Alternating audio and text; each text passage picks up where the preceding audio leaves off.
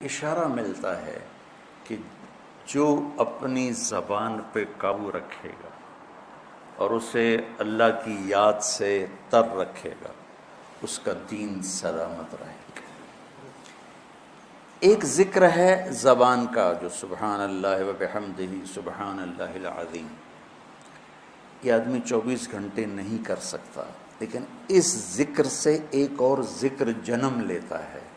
جو مطلوب ذکر ہے وہ ہے اللہ کی یاد۔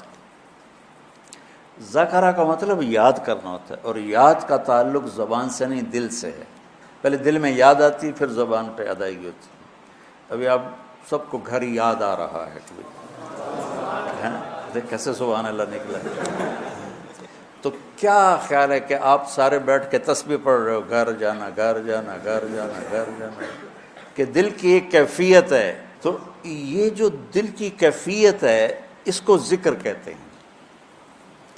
جس کو 24 گھنٹے یہ نصیب ہو جاتا ہے وہ 24 گھنٹے ذکر والا ہے، اور یہی ذکر اصل ہے۔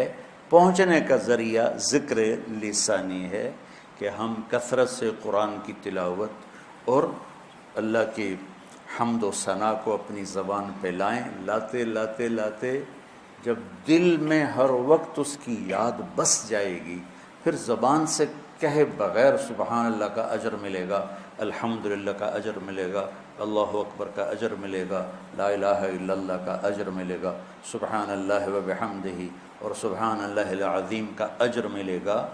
وہاں تک پہنچنے کے لیے یہ الفاظ کلمات ذریعہ اور سبب ہیں۔ تو جو اپنی زبان کو بچوں سنبھال لے گا، جو اپنی زبان کو سنبھال لے گا، جو اپنی زبان کو سنبھال لے گا، اس کے رشتے سلامت، اس کا گھر سلامت، اس کا دین سلامت، اس کی دنیا سلامت، اس کا علم سلامت، اس کی ہر شے سلامت رہے گی۔ حضرت لقمان علیہ السلام کا فرمان ہے کہ بیٹا میں چپ رہنے پہ کبھی نہیں پچھتایا، میں جب بھی پچھتایا اپنے بول پہ پچھتایا۔ تو آپ سب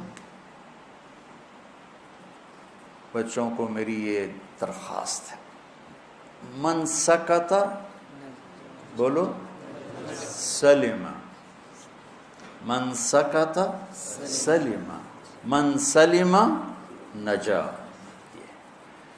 جو خاموش رہا سلامتی میں رہا، جو سلامتی میں رہا وہ کامیاب ہوگی۔ آپ نے حضرت ابو ذر غفاری سے فرمایا، ابو ذر الا انبئک بعملین خفیف مؤونتہما عظیم اجرہما والذی نفسی بیدہ لم یأت الثقلان بمثلہما۔ ابو ذر تمہیں 2 کام بتاؤں جو کرنے میں آسان اور اجر میں ان کا وزن بے شمار، اور اس ذات کی قسم جس کے قبضے میں میری جان ہے، قیامت کے دن بہت تھوڑے لوگ ہوں گے جو اس کو لے کر آئیں گے۔ کہ یا رسول اللہ کیا؟ کہ ایک زبان اور ایک اچھے اخلاق، ایک چپ رہنا، السکوت۔ آپ نے کہا سکوت، آپ کا سکوت سے مراد یہ نہیں تھا کہ بات ہی نہ کرو، شر میں تمہاری زبان ساکت ہو جائے، اور اچھے اخلاق۔ ابو ذر رضی اللہ عنہ نے اس حدیث کو ایسے پکڑا کہ اس کے ظاہر کو ایسا پکڑا کہ ایک مہینہ گزر جاتا تھا کسی سے بات نہیں کرتا تھا، ایک مہینہ، اتنی احتیاط فرمائی۔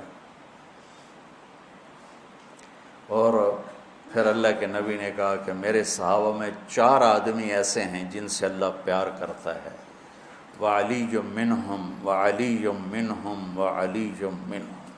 آپ نے 3 دفعہ فرمایا، اور علی ان میں سے ہے، اور علی ان میں سے ہے، اور علی ان میں سے ہے۔ تو کون ہے یا رسول اللہ؟ آپ نے کہا علی، سلمان، ابو ذر اور مقداد۔ تو ابو ذر ایسے اوپر گئے کہ اللہ تو سارے ہی صحابہ سے محبت کرتا ہے، وَكُلًّا وَعَدَ اللَّهُ الْحُسْنَى، سب کے لیے جنت کا وعدہ ہے، لیکن یہ 4 کا خاص طور پہ نام لے کر فرمایا، پھر حضرت علی کا نام 3 دفعہ دہرایا اہمیت بیان کرنے کے لیے۔ تو آپ سب گھروں کو جا رہے ہو، یہ زندگی بھر کا سبق ہے، یہ زندگی بھر کی نصیحت ہے، صرف اس درس کی نہیں کہ اپنی زبانوں پہ قابو رکھنا۔